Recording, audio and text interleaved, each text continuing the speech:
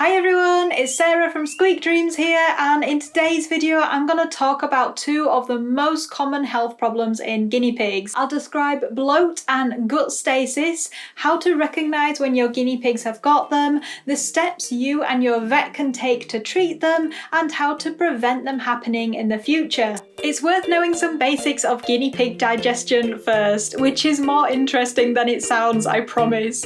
So guinea pigs are fibrivores and they are extremely well adapted to eating high fibre foods such as dried grasses, plants, roots and even bark, things that are pretty difficult to get nutrients out of. But our piggies have a unique digestive system where they ferment food in their intestines. They also have a huge cecum, which is like a sac between the small and the large intestine. The cecum can hold up to 65% of the food being digested at any time. In both the cecum and the intestines is a delicate balance of bacteria that is essential for good digestion. Guinea pigs also re-ingest some poops. So if you see your piggy bending down and then chewing as they come back up, they're probably eating their own poop. It might sound gross to us, but it's perfectly normal for them and it's a sign of good digestive health. So where can this go wrong? We'll start with bloat, and it's normal for guinea pigs to get gas in their digestive system, and contrary to what some websites say, guinea pigs can pass gas. They've got to get rid of it somehow. I've actually heard my piggies farting on several occasions. However, gas becomes a problem when too much of it builds up at once. This is the main cause of bloat, and it could be due to eating certain foods, having a low fibre diet, other underlying health conditions, or sometimes it can just strike seemingly out of nowhere. Bloat basically interrupts the digestion and it can be mild to severe. The main recognisable symptom is a tummy that feels hard and round and hollow if you flick it gently with your finger. Other symptoms are no poops or soft misshapen poops, sitting uncomfortably, looking obviously hunched up and in pain, and not wanting to eat or drink. When a guinea pig stops eating, it's only a matter of time, thought to be around 12 hours or so, before the gut starts slowing and shutting down, where food is not processed properly and doesn't pass through the way it should. This is gut stasis, and it can be caused by bloat, other underlying health conditions, or sometimes just happen for no apparent reason. And the symptoms are similar, so you've got not eating, not wanting to move, having no poops or very small poops, and again sitting hunched up and in pain. What you can also do is hold your piggy up to your ear, have a listen to their tummy.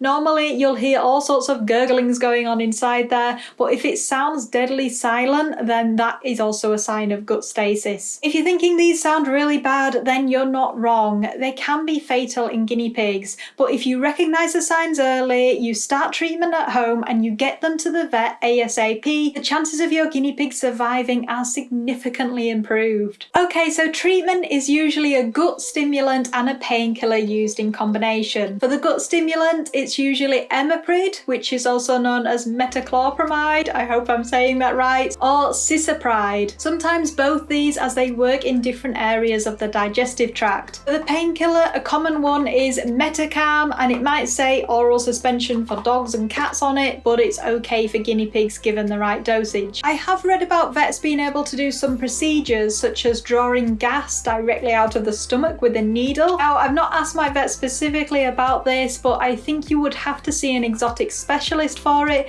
and it'll probably only apply in certain cases. And if your guinea pig is severely dehydrated and very weak, your vets will want to take them in for hospitalization, where they can make sure they get the drugs, and they can also give them intensive fluid therapy. If your guinea pig's not eating, getting them to the vet is a priority, but in the meantime, don't hesitate to start caring for them at home. If you suspect bloat and it's mild enough so that they're still eating, it's a good idea to take away fresh foods, especially things like broccoli and cabbages, as they might have caused the bloat in the beginning, and any fresh vegetables might make it worse because of their lower fibre content than things like hay. And if if your piggy feels bloated, they have that hard, hollow tummy, then massaging can be really useful. So with Lyra, I used a massager thing like this. I sat it with her on top with a few layers of fleece in between, and the vibrations help to get the guts moving and pass that gas that's sort of causing a blockage in there. If it's bad, try and do this every couple of hours for at least 10 or 15 minutes, longer up to half an hour if you can. If you don't have anything like this, you can also just massage their tummy gently with your hands. And another home remedy for bloat is this, which is gripe water. Now, this is given to babies, but it can work for bloat in guinea pigs, and what it does is it breaks up the bubbles of gas into smaller ones that are easier for your piggies to pass. I gave Lyra about 0.3 ml every 4 hours or so when I thought that this was helping her. Things like Infocol and Buscopan are also mentioned as home remedies, but these aren't really recommended anymore because they work in the opposite way. They collect gas into one big bubble, which in a way makes it harder for guinea pigs to pass. And if you're not sure about gripe water, then please do ask your vet first. And exercise can really help with bloat, so encourage your guinea pig to move around their cage, maybe put them out for floor time. Don't separate them from the others, keep them all together. The other piggies will encourage them to move around and probably annoy them a bit, but that's what we want them up and moving. The following things apply for both bloat and gut stasis. So if your guinea pig's not eating, you must start syringe feeding them and have some critical care or similar on hand so you can do this. You might be able to get it from the vets, or I would recommend having some in your piggy first aid kit just in case. Syringe feeding might sound daunting, especially if you've not done it before, but the technique is relatively easy. You basically use a needleless syringe and push food into the back of your guinea pig's mouth where they're forced to chew and swallow it. Important thing to remember is to go at your guinea pig's pace. It might take a while, but it's important to get that food into them.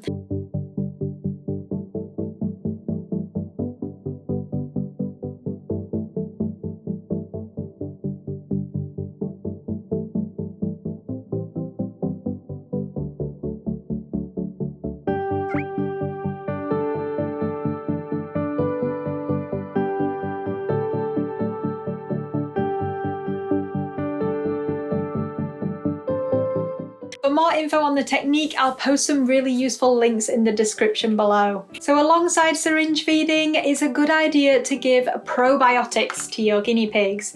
Things like these are what Lyra had. The Pro-C is soluble in water, and the Fiberplex comes with its own special syringe that you give a small amount to 3 times a day. These help by replenishing the good bacteria that's there in their digestive tract.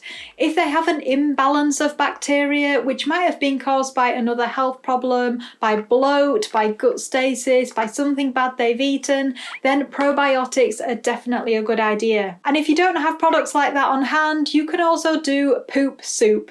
Now prepare yourself, it's not the nicest. So if you've got a healthy guinea pig, you can take a few very fresh poops from them, break them up in some water, and then syringe feed them to the poorly piggy.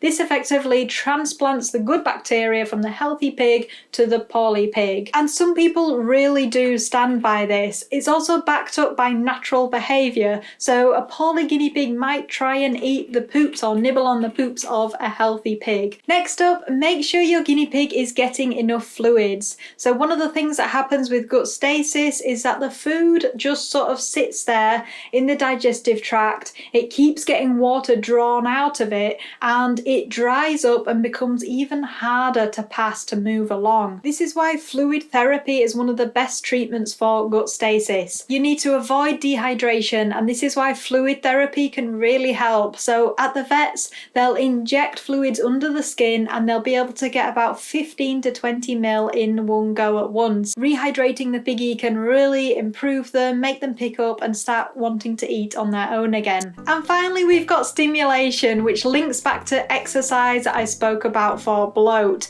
So if you're with your piggy, encourage them to move around the cage, offer them different sorts of foods that they might show some interest in, and don't separate them from the other piggies because they'll annoy them and keep them moving. Basically, we don't want them to become become too lethargic and just start sitting in one place for long periods of time. Okay, so prevention of bloat and gut stasis. There are various things you can do, and one of them is to think about the fresh food that your piggy gets. You might want to cut out entirely those foods that are known to cause excessive gas. That's things like broccoli, cauliflower, collard greens, everything in the cabbage family. And for other vegetables, introduce them slowly and monitor your piggy so you might be able to pick out which vegetables are causing a bloat type reaction in them. Generally, food takes about 20 hours to pass through your guinea pig, so if you start seeing soft poops, then you can think, what were they eating just under a day ago? The same logic applies for grass and fresh greens out the garden, so introduce it slowly. Don't just let them out for a whole day at a time where they can gorge themselves. And it goes without saying, don't feed vegetables when they're not fresh anymore.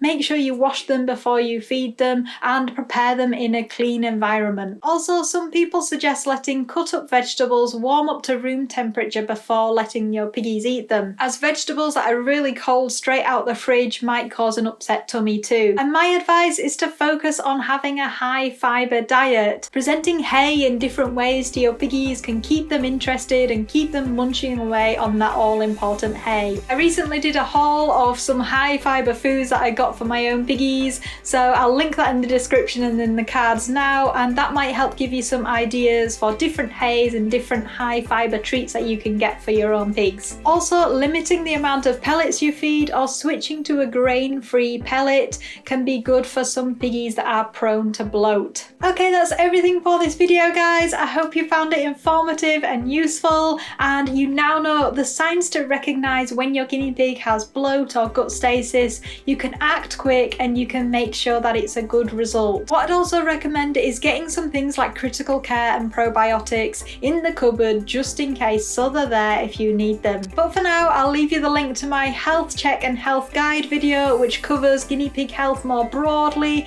if you want to learn more and you want to know more about monitoring your piggy's health too. That's everything for today, guys. Thank you so much for watching as always, and we'll see you in the next video. Bye bye!